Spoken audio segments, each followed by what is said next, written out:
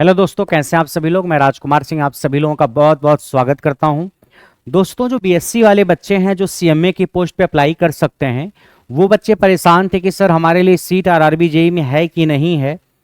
तो मैं आपको क्लियरली बता दूं कि आरआरबी ने आपकी सीटों की संख्या जो है ऐड कर दी है टोटल वैकेंसीज में।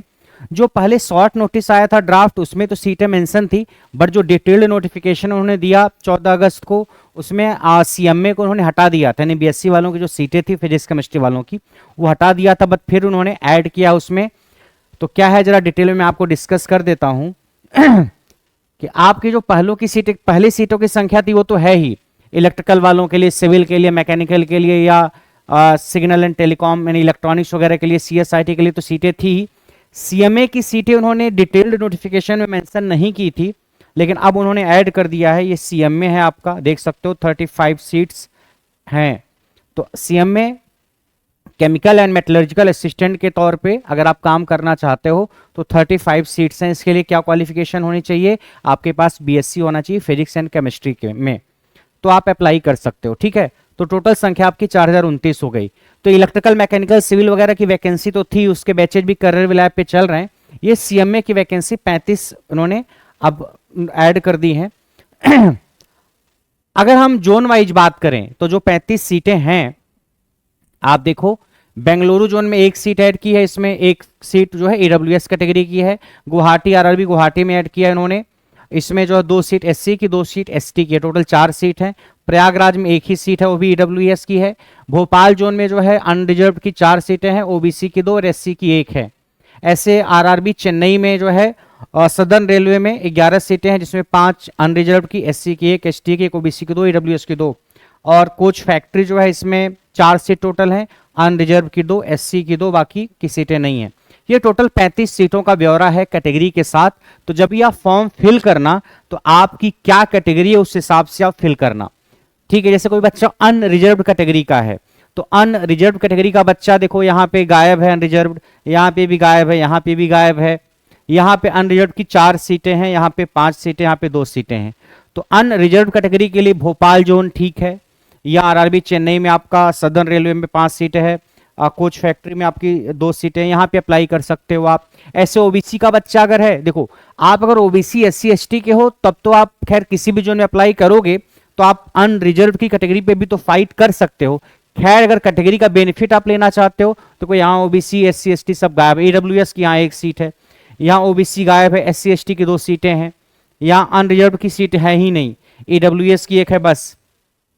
ऐसे यहाँ ओबीसी की 2 है, एससी की 1, एसटी की है ही नहीं। यहाँ एससी की 1, एसटी की 1, ओबीसी की 2, ईडब्ल्यूएस की भी 2। तो अगर ईडब्ल्यूएस वाला कोई बच्चा होगा तो ईडब्ल्यूएस कैटेगरी का यहाँ पे 2 सीटें हैं, उसके लिए 5 अनरिजर्व की है, ईडब्ल्यूएस की भी 2 हैं। तो आप अपनी कैटेगरी देख करके उसी हिसाब से अप्लाई करना। ठीक है, कि सीटों की संख्या जितनी है वो तो है, आप जिस कैटेगरी में अप्लाई करोगे उस कैटेगरी में क्या कहानी है। फॉर्म भरने की डेट आपकी स्टार्ट हो चुकी है 14 अगस्त से, और फॉर्म भरने की लास्ट डेट है 13 सितंबर। तो 13 सितंबर तक आप लोगों को फॉर्म फिल कर लेना है। ये जो आपकी सीट है सीएमए के लिए, केमिकल एंड मेटलर्जिकल असिस्टेंट, इसके लिए आपके पास क्या क्वालिफिकेशन होनी चाहिए? आपके पास बीएससी होना चाहिए फिजिक्स एंड केमिस्ट्री से, या अगर आपने बीएससी से फिजिक्स किया है और केमिस्ट्री एज ए सब्जेक्ट लिया है तो भी चलेगा, या आपने अगर केमिस्ट्री से बीएससी किया है, फिजिक्स एज ए सब्जेक्ट पढ़ा है तो भी काम चलेगा, या फिर अगर आपने मैथमेटिक्स वगैरह से बीएससी किया हुआ है और फिजिक्स और केमिस्ट्री एज ए सब्जेक्ट आपने पढ़ा है तो भी चलेगा। ये डिटेल्ड नोटिफिकेशन में मेंशन है। तो मोटे मोटे तौर पे ये कह सकता हूं मैं कि physics and chemistry as a subject अगर आपने ले रखा था बीएससी में तो आप इस सीएमए की पोस्ट पे अप्लाई कर सकते हो। ठीक है, एज आपकी वही है, 33 साल अपर एज लिमिट है, तो 35 साल प्लस ओबीसी को 3 साल, एससी एसटी को 5 साल, बाकी सारी चीजें सेम ही हैं। करियर लैब पे बाकी इलेक्ट्रिकल, मैकेनिकल, इलेक्ट्रॉनिक्स वगैरह सीएसआईटी के बैचेज तो चल रहे हैं। तो अगर आप बैचेज ढूंढ रहे हो तो आप सबसे पहले बैच पे क्लिक करोगे। ऐप खोलने के बाद ऊपर जेई आईटीआई का एक सेक्शन दिखेगा आपको।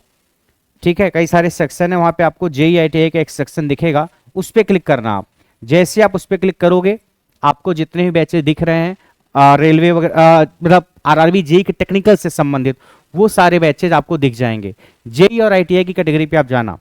ठीक है, और कोई मैसेज अगर आपको कुछ पूछना है तो आप इस नंबर पे व्हाट्सएप मैसेज करके पूछ सकते हो। अभी सीएमए का बैच करियर विल पे तो नहीं चल रहा है, अगर आप उस बैच की तलाश में हो तो आप मैसेज करके बताना, फिर देखते हैं प्लान करके सीएमए का बैच स्टार्ट करवाएंगे। तो ये जानकारी थी सीएमए के बच्चों के लिए, जो बच्चे बीएससी कर रखे हैं फिजिक्स और केमिस्ट्री से, उनके लिए भी 35 सीटें आ गई हैं। बहुत ज़्यादा संख्या नहीं सीटों की, और 35 सीटें भी ठीक ठाक है। अगर आपकी तैयारी अच्छी है, फिजिक्स केमिस्ट्री आपने पढ़ रखा है अच्छे से, तो आप अप्लाई कर सकते हो। ठीक है, तो आज के लिए इतना ही, बाकी मिलता है नेक्स्ट क्लास में, तब तक के लिए नमस्कार।